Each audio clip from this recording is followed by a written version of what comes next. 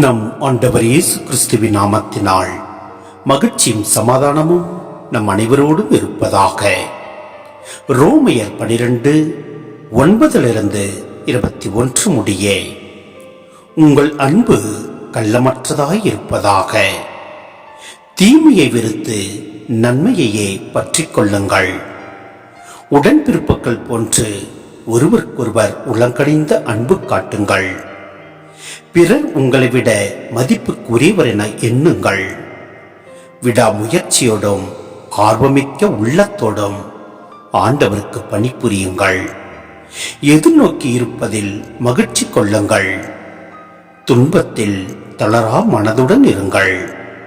இறைவேண்டலில் நிலைத்திருங்கள்.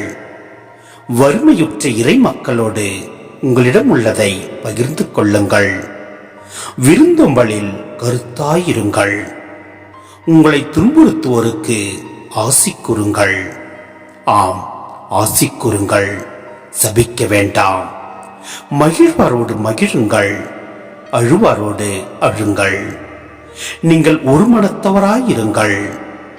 உயர்வு மனப்பான்மை கொள்ளாமல் தாழ்நிலையில் உள்ளவர்களோடு நன்கு பழகுங்கள்.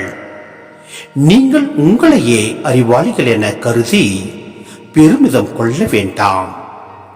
தீமைக்கு பதில் தீமை செய்யாதீர்கள். எல்லா மனிதரும் நலமென கருதுபவை பற்றியே எண்ணுங்கள். ஏழுமானால் உங்களால் முடிந்தவரை எல்லாரோடும் அமைதியுடன் வாழுங்கள். அன்பார்ந்தவர்களே, பழி வாங்காதீர்கள். அதை கடவுளின் சினத்திற்கு விட்டுவிடுங்கள். ஏனெனில் மறைநூலில் எழுதியுள்ளவாறு, பழி வாங்குவதும் கைமாறு அளிப்பதும் எனக்கு உரியன என்கிறார் ஆண்டவர். நீயோ உன் எதிரி பசியாயிருந்தால் அவனுக்கு உணவு கொடு. அவன் தாகத்தோடு இருந்தால் அவன் குடிக்க கொடு. இவ்வாறு செய்வதால் அவன் தலைமேல் எரித்தழலை குவிப்பாய். தீமை உங்களை வெல்ல விடாதீர்கள். நன்மையால் தீமையை வெல்லுங்கள். சிந்தனை: எதிர்நோக்கியிருப்பவற்றில் நாம் மகிழ்ச்சி கொள்வோம். ஏனெனில் கடவுளின் இரக்கத்தினால் மட்டுமே நாம் அவருக்கு ஏற்புடையவர்கள் ஆகிறோம்.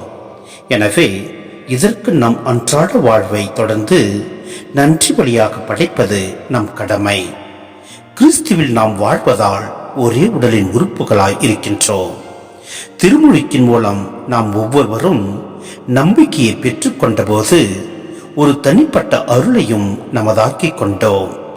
இந்த அருளை திருச்சபையின் வளர்ச்சிக்காக பயன்படுத்தும் போது கிறிஸ்துவின் உடல் என்னும் சமூகத்தை நாம் கட்டி எழுப்புகின்றோம். எனவே தீமைக்கு பதில் தீமை செய்யாமல் எல்லா மனிதரோடும் நல் மனதுடன் பழகிடுவோம். தீமைக்கு பதில் தீமை செய்யாமல் எல்லாரோடும் அன்பு கொண்டு வாழ்வோம். எல்லாம் அல்ல இறைவன் நம்மை நிறைவாய் ஆசீர்வதிப்பார். ஆமென்.